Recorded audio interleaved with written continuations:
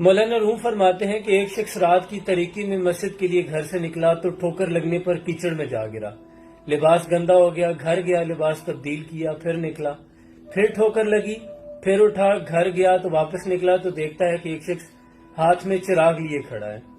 وہ اسے چراغ کی روشنی میں مسجد تک چھوڑنے آیا۔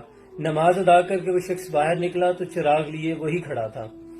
وہ شخص ساتھ ساتھ چلنے لگا تو نمازی نے اس شخص سے پوچھا کہ تم کون ہو؟